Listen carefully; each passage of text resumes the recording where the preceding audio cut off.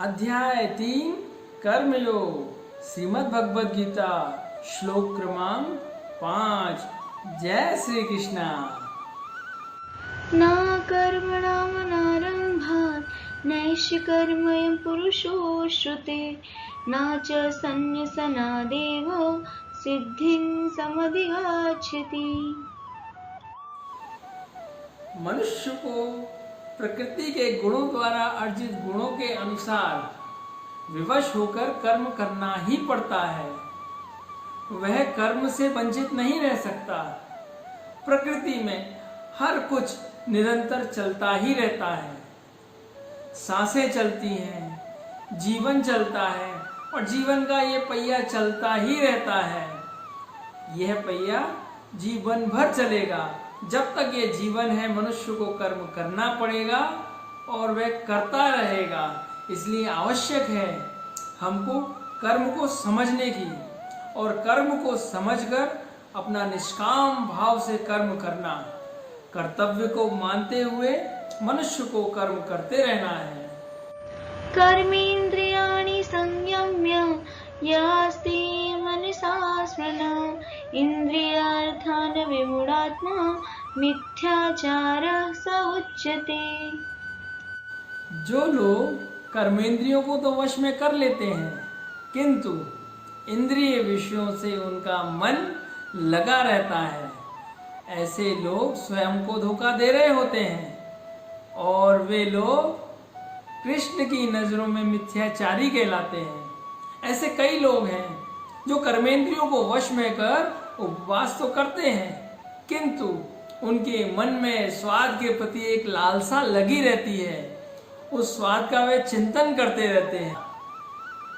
ऐसा उपवास भगवान को कभी नहीं लगता। ऐसे बहुत सारे साधु सन्यासी देखे होंगे जो ये कहते हैं कि हमने अपनी दुनिया त्याग दी है, हमने अपने कर्मों को त्याग दिया है और हम सन्यासी हैं, किंतु वे अपने मन से दुनियादारी की आसक्तियों का उपभोग करते रहते हैं। लेकिन अगर उनके मन में अभी भी इस दुनिया के प्रति एक लालसा है, एक आसक्ति है, तो वे लोग सन्यासी कभी नहीं कहलाएंगे। ऐसे लोग मिथ्याचारी और पाखंडी कहलाते हैं। यस्त्वेन्द्रियाणि मनसा नियम्यारभते अर्जुन कर्मेन्द्रिये कर्मयोगं सक्तः स विशिष्यते। दूसरी ओर कोई निष्ठावान मनुष्य अपनी कर्मेंद्रियों को वश में कर लेता है और कर्मेंद्रियों को वश में करने के साथ अपने मन को भी अपने वश में कर लेता है। ऐसा मनुष्य कर्म योगी कहलाता है और कृष्ण की नजरों में वह उत्कृष्ट है। हमको कर्मेंद्रियों को वश में करने के साथ साथ इंद्रिय विषयों के को भी मन से उसका लगाव को कम करना है। ऐसा मनुष्य जीवन में अवश्य ही सफल होता है। जब इंद्रियां वश में होती हैं तो मनुष्य कुछ भी कार्य करने में सक्षम है। तब मनुष्य हर बाधाओं, हर चुनौतियों का सामना कर सकता है।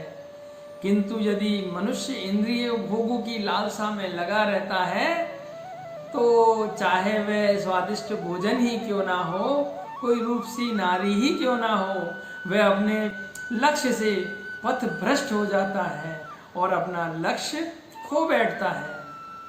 नियतं कुरु कर्म त्वं कर्म ज्यायो हि कर्मणा शरीर यात्रापि च तेन प्रसिद्धेत कर्मणः। भगवान श्री कृष्ण अर्जुन से कहते हैं कि हे अर्जुन, अपना निर्धारित कर्म करो, अपना नियत कर्म करो। कर्म ना करने की अपेक्षा कर्म करना श्रेष्ठ है और कर्म ना करने से मनुष्य का जीवन निर्वाह नहीं हो सकता। भगवान श्री कृष्ण अर्जुन को कहते हैं कि निर्धारित कर्म करो। निर्धारित कर्म का मतलब है कि जो कर्म कर्तव्यों को पूरा करने के लिए किए जाते हैं वे निर्धारित कर्म कहलाते हैं। तो इस समय अर्जुन के सामने निर्धारित कर्म है युद्ध करना। कर्म तो बहुत सारे होते हैं किंतु जो कर्तव्यों का पालन करने के लिए होता है वह ही श्रेष्ठ कर्म है। अगर हम अपनी मर्जी से कर्म को चुनकर अपना कर्म करते हैं तो वह निर्धारित कर्म नहीं कहलाएगा। जो कर्म अपने कर्तव्यों को पूरा करने के लिए किया जाता है वह निर्धारित कर्म है, और हमें जो कर्म मिला है वह कर्तव्यों को पूरा करने के लिए मिला है। इसी के साथ जय श्री कृष्णा। मिलते हैं आपसे अगले श्लोकों के विश्लेषण में, अगले श्लोकों के अध्ययन में। जय श्री कृष्णा।